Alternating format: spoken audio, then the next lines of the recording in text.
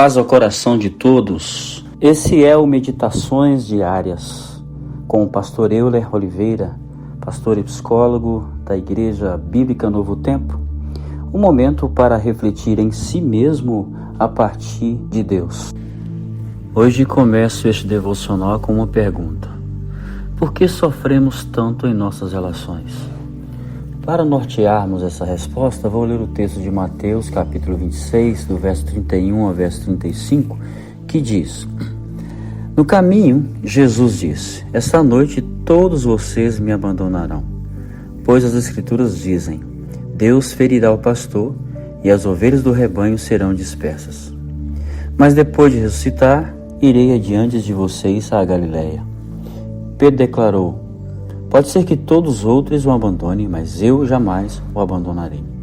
Jesus respondeu: Eu lhe digo a verdade. Esta mesma noite, antes que o galo cante, você me negará 3 vezes. Pedro, no entanto, insistiu: Mestre, que eu tenha de morrer ao seu lado, jamais o negarei. E todos os discípulos disseram o mesmo. Neste texto, temos um aprendizado importante para que consigamos levar melhor nossos relacionamentos. E Jesus traduz em seu modo de viver com os seres humanos, uma forma que propiciará as posturas necessárias para que soframos menos. Um dos grandes problemas da vida são nossas expectativas, e é importante entender que não podemos misturar com o otimismo, que é mantermos a postura de positividade frente à existência. É o viver movido pelo esperançar, atitude que nos faz ter um objetivo e se mover para alcançá-lo. Já as expectativas têm como base a idealização, que segue o modelo que está em meus sonhos. Promoverão então frustrações quando o resultado for diferente. Um exemplo disso está nas relações. Quando o jovem se casa, tem em sua base psicológica a ideia de perfeição do outro, por mais que saibamos que somos seres humanos em aperfeiçoamento. Mas é incrível como no momento dos conflitos nossas decepções aparecem porque o outro não é mais como eu esperava. Olhe para o casal que está em conflito e perceba que as reclamações têm como base o que se idealizava do cônjuge. Vamos ter frases como: Você não é mais o mesmo, não esperava isso de você, nunca pensei que pudesse ser assim, e por aí vai. Casa-se com um cônjuge ideal, olvidando o que se é na realidade. Aliás, percebe que olhamos pouco para a realidade vivida do outro.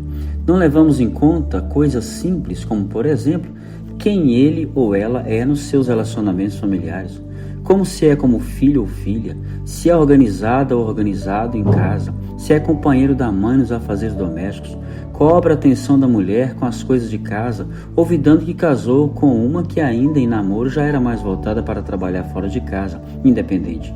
O fato é que nos casamos com a mentalidade idealizada em nossa cabeça e cobramos da pessoa real que seja o que pensamos. Jesus mostra um caminho diferente de relacionamento. Ele sai, sim, a escolher seus discípulos, chama-os, e um dos textos bíblicos diz que escolheu a quem ele quis para que caminhasse com ele. Jesus se apresentava como era e os convidava a escolher se o queriam como companheiro de jornada. Não lhes exigia que viessem. Outra atitude importante de Jesus Cristo é que mantinha a expectativa bem baixa, bem pé no chão quando em relação com eles. Quando diz aos discípulos que eles o abandonariam, mostra o senso de realidade. Sabia que não aguentariam o que estava por vir. Pedro se interpõe achando que tinha mais força do que os discípulos para ir até o fim, mas o Senhor também, não esperando mais do que ele podia dar, diz que nesta mesma noite você, Pedro, vai me negar. O que é importante aqui é que Jesus convivia com os discípulos, não esperava deles mais do que podia dar, convicto dos limites de cada um. Essa é a grande diferença. Não esperava mais, não idealizava, tinha senso de realidade e se guiava por ele.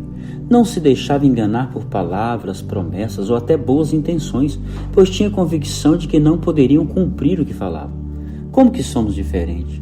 Como que relacionamos cegamente, esperando de seres humanos que estão em processo que sejam e nos respondam segundo os nossos anseios? Olvidamos que não tem história construída em si mesmos para responder ao que a minha própria história me faz cobrar. O que penso, sonho, desejo, busco está baseado em minhas próprias vivências. Então não dá para cobrar de quem não viveu minha história que responda às minhas expectativas.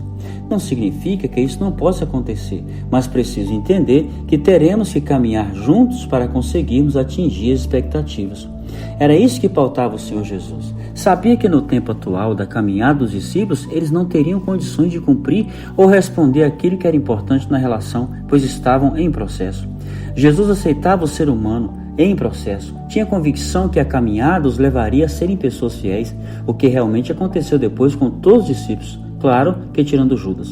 Mas os demais, tempos depois, morreram por martírio, cumprindo realmente o que tinham prometido aqui no texto, ir com Jesus até o fim, e perderam suas vidas. Por exemplo, Tomé morreu, segundo a tradição, esfolado, Pedro crucificado de cabeça para baixo, só para citar alguns.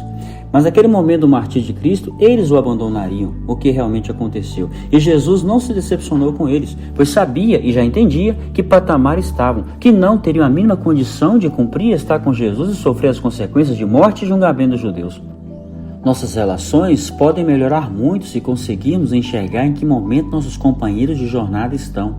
Seremos pais melhores se entendermos que nossos filhos pequenos não têm maturidade e nem têm construído em si nossas exigências sociais.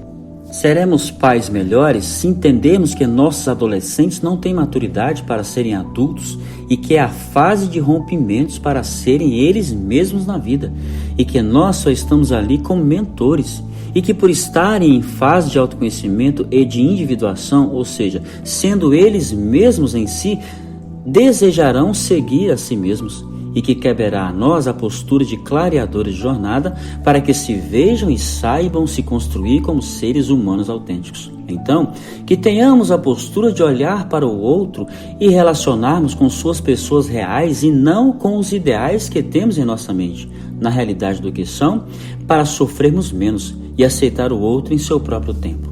Deus os abençoe, paz ao coração de vocês.